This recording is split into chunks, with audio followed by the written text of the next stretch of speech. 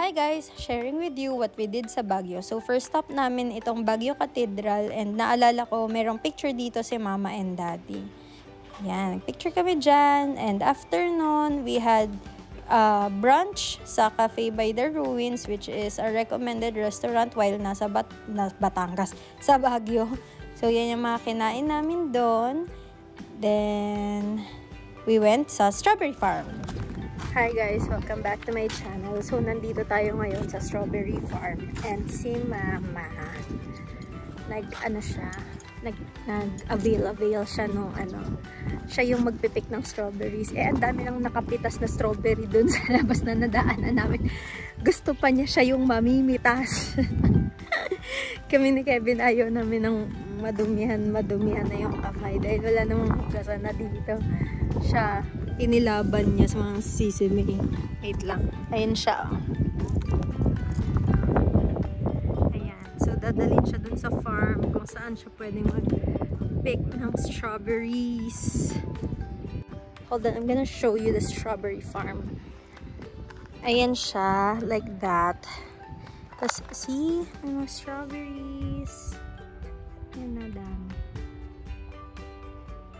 Tara na. So, magpipick siya ng strawberries. Broccoli. So, can you see that? So, yan yung nila. Yung harvest nila. Tapos, again, strawberry ulit dito. Mga strawberry. Ang layo na nila. Grabe. Saan sila pag-harvestin? Ang layo naman. Okay. Hindi ko alam eh. Grabe na yung pinag-picking nila, ma'am. Kabilang dulo na tayo ng field. Ayan sila, oh. Ganyang donya, may papayong pa.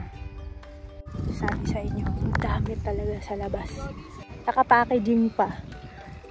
Nakapitas na, nakapackaging pa. Gusto niya sa pipitas. Opak.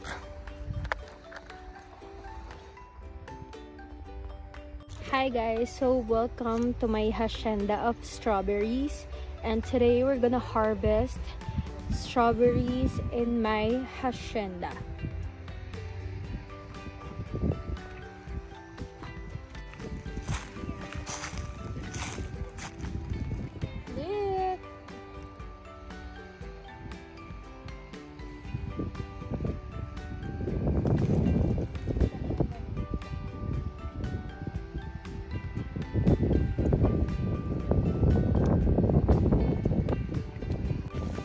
Strawberry. Yes.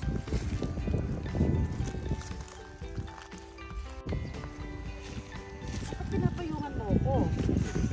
Ako na yung good. Grabe naman tong ano. Ay, may yan ang kunan mo sa akin. Pinapayungan ako ni Kevin. Yeah, sige.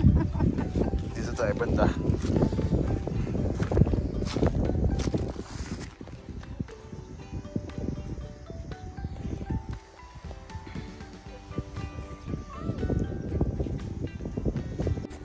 So, add ko lang yung details, no? Bali, itong strawberry picking is 700 pesos per kilo na mapipick mo na strawberry. And, hindi pwedeng magkain-kain while you're picking. Siyempre, lugi naman sila doon. Pero pwede daw tig-isa-isa lang. Ganon. Okay guys, si Kevin naman magugupit ng strawberries.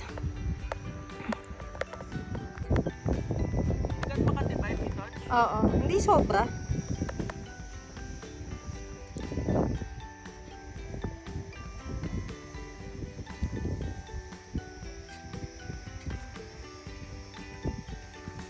Sa isang upo mo, isa lang pinitas mo. So, here's strawberry ice cream na may avocado. It's 50 pesos. Isang peraso. Show me. Kailan paubos na yun, ma? Do you like it? Yes. This is avocado yung kay mama. Mas strawberry. Sarap naman. Palang. So, si Mama, nag-search sa mangga. Ikaw, Mang Mamasin. Hindi, pagbalak nila kami ng bago. Ilan po ba, Ma'am? Magkano po isa? 70. Ha? 70 po. Okay lang. Ay, ito po. Ay, sige. Sige, ikaw ma'am. Ito maganda ma'am. Oh, sige. Sarap po masin dito. Opo, yung mango. May back subject tayo. Ano to, grapes? Yan dito.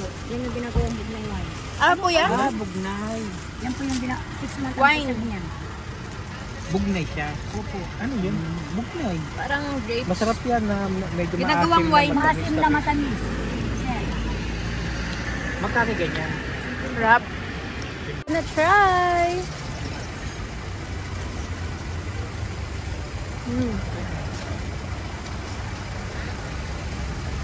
Sarap at tamis.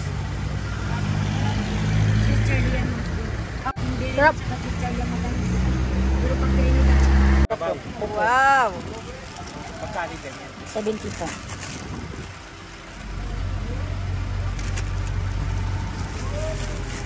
Anong sasama? Iwalay? Ilagay na po. Iwalay nyo na lang po. Shout out kay ate na naglalaway ngayon. Ang mamiwalay natin. Ang alin? Yung mga Iiwalay pa, ma? Oo. Sarap. Well, anyway, hindi naman kayo maingit dyan kasi marami naman laging strawberry dyan eh. Kami ngayon lang kami nakapag-strawberry. Yung tipong wala kang iiwasan na bulok-bulok. Kasi pagdating na nitong Manila, may mga bukbok na to eh. So, ngayon lang, fresh na fresh talaga. Eh, dyan din, fresh naman strawberry.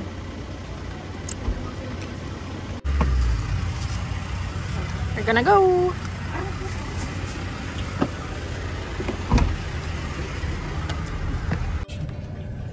Grabe! Bakit? Good. Good. Nakakaya Ang aso yan, masarap.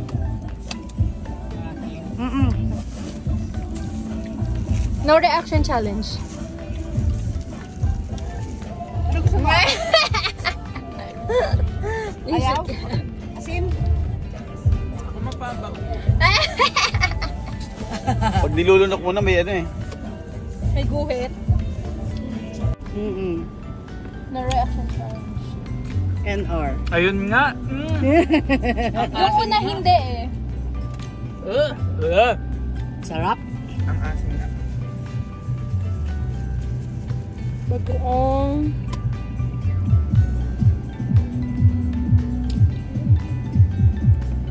We're gonna go to our next stop, which I don't know where. Sige, bye.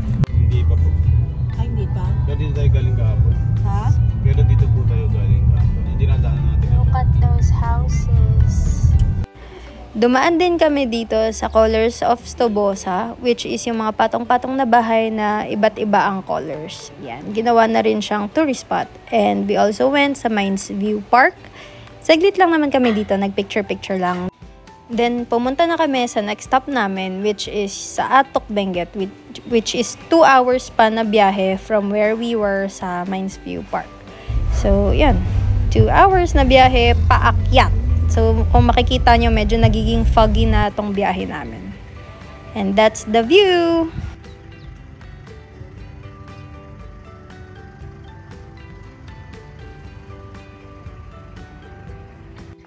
Hi guys! Welcome back to my channel. So, nasa baba sila.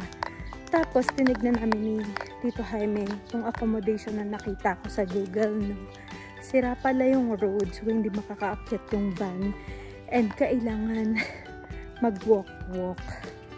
Diyos ko, tignan na lalakaran. Maganda naman siya, no? Pero matarik yan.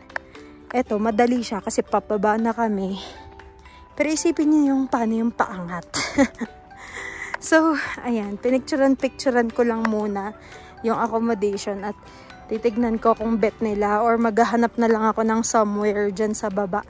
Pero kasi dito, in fairness talaga, ang ganda ng view. Wait, let me show you snippet. Like, that's the view, oh. The mountain. So, I don't know if they're gonna like this or I'm gonna book somewhere else. I will update you guys. Hi guys! So, we are walking back to our accommodation. And, ayan. Super pataas po siya. Tapos, ang lamig pa. So, the air is more dense. So, mas nakakahingal siya.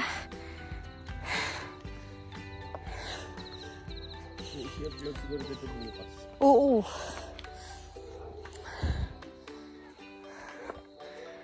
Isang akyat lang naman, tapos patag na